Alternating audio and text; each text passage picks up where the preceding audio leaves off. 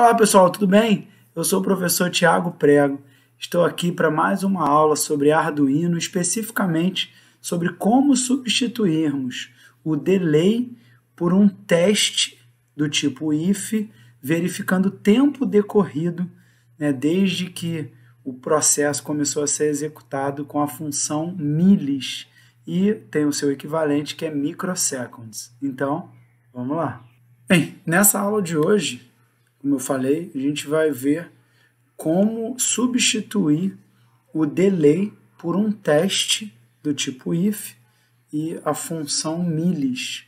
Então, coloquei aqui uma placa de ensaio pequena, um LED, tá? E eu deixei a cor padrão dele, um LED vermelho, um resistor, e esse resistor eu coloquei no valor de 330 ohms, porque é o padrão que a gente usa no laboratório, tá? Para restringir a corrente que vai passar por esse LED. E se você quiser fazer a conta, só lembrar que V é igual a RI, a tensão de saída do Arduino é 5 volts, com o resistor de 330 ohms, é só agora você fazer I é igual a V dividido por R, para ver qual corrente passa por esse LED. Para a gente ver o formato de onda, eu coloquei aqui um osciloscópio. Então, em português, aqui, o osciloscópio, tá? E vermelho do osciloscópio é a saída positiva, o preto é equivalente ao GND do Arduino. Agora vamos para o código, dar uma olhadinha.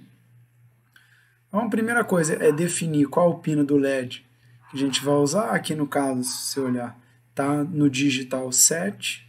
A ideia aqui é fazer como o exemplo que tem no próprio Arduino, que é o Blink, e o exemplo muito comum também, fazendo piscar a cada 1 segundo, ou seja, 500 milissegundos é a metade do período, porque na metade do período fica valendo 0, na outra metade valendo 5 volts. Então, por isso que eu chamei aqui de half period, 500 milissegundos, porque lá na frente a gente vai verificar a diferença de tempo utilizando justamente o tempo em milissegundos. Aqui não é tão comum nesses exemplos que a gente encontra na internet ter um estado para o LED, mas é a forma com boas práticas de programação, até para você ter guardado esse valor. Nesse exemplo não serve para muita coisa, mas em outros exemplos para você saber qual é o estado do LED que você está. E aqui é que a gente vai realmente inserir um conceito de tempo. Então aqui eu chamei de tempo passado, do inglês time past, tá? E daqui a pouco um time now, tempo agora.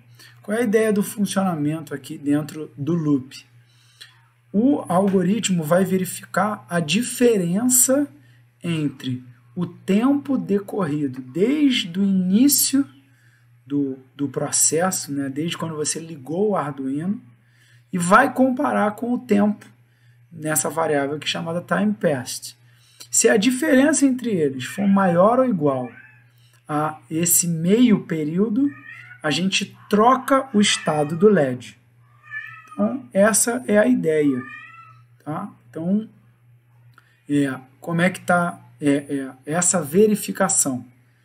Time now recebe o resultado de milis, que conta justamente quanto tempo passou desde que o Arduino foi ligado em milissegundos.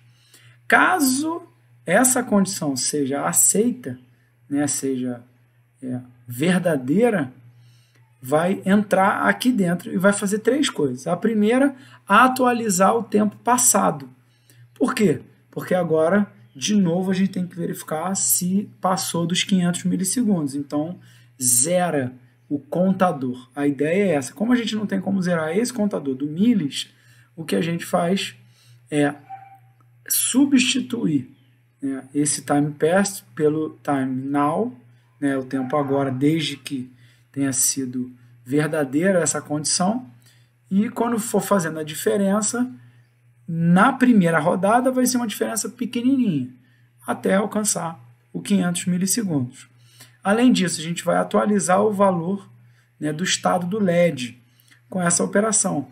Estado do LED recebe o não estado do LED. Essa operação aqui, não, né, no inglês not, que é uma operação lógica, se o valor é 0, vira 1. Se está 1, vira 0. E para o Arduino, a gente tem duas constantes que a gente usa, né, no Digital Write, né, para estados lógicos, que é low, tudo escrito, né, com caps lock, tudo letra maiúscula, ou high, low significando 0 lógico, high significando 1 lógico. No caso do Arduino, low, 0 lógico, 0 volt. High, 1 lógico, 5 volts de tensão. Para quem trabalha com ESP32 ou ESP8266, o que muda nesses dispositivos é que o high significa 3,3 volts em vez de 5 volts. E, além disso, a terceira instrução é justamente escrever no pino do LED o estado do LED. Então, se estava 0, lógico, a gente vai colocar 1 lógico, né, porque a gente trocou o valor nessa instrução aqui na linha 17. Por que a gente faz isso em vez de usar o delay? Porque se eu utilizar delay, o que essa função faz? Ela para o funcionamento do seu dispositivo naquela instrução pelo tempo que você colocar entre parênteses. Então, delay 500 milissegundos significa que o seu processamento vai ficar bloqueado por 500 milissegundos. Então, por exemplo, se você quiser colocar 2 LEDs para piscarem de forma independente, você não vai conseguir fazer de forma independente, porque um delay vai alterar o funcionamento do outro. Mas, nesse caso, como a gente está usando testes do tipo if, a única coisa que eu vou ter que fazer é ter um time passed para cada LED, por exemplo. E quando a gente trabalha com, por exemplo, objetos em movimento, então no controle de um carrinho, no controle de algum robô, a gente bloquear o processamento é algo muito perigoso, que na maioria das vezes significa que qualquer mudança de condição do funcionamento durante o delay você não consegue interromper aquele processo. Então, por exemplo, se o carrinho precisasse desviar de um obstáculo, ele não vai e vai bater no obstáculo. Tantos outros exemplos que a gente pode imaginar.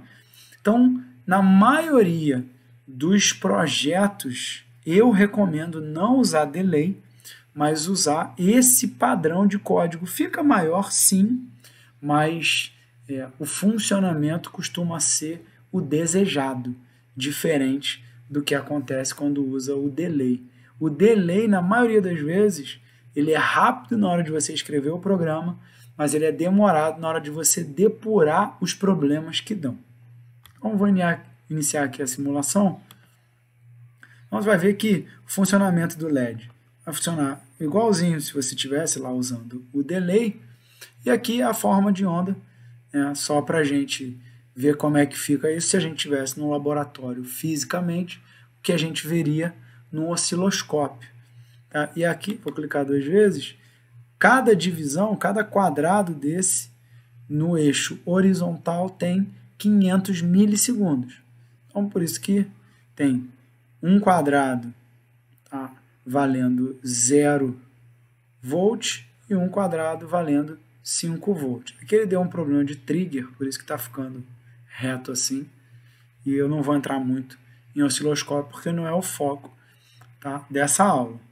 Então, minha sugestão agora para o aluno interessado é colocar mais de um LED com tempos, tá, diferentes de ciclo, de fica apagado, fica aceso, para você comparar funcionamento com delay e com essa proposta.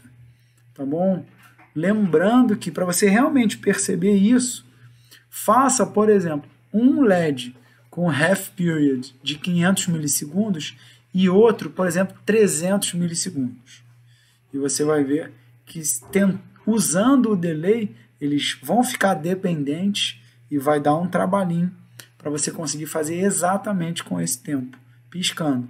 Se você colocar um terceiro LED usando delay, fica um exercício muito complicado de resolver, enquanto com esse bloco, usando, né, o millis ou microseconds, que é equivalente ao delay micros,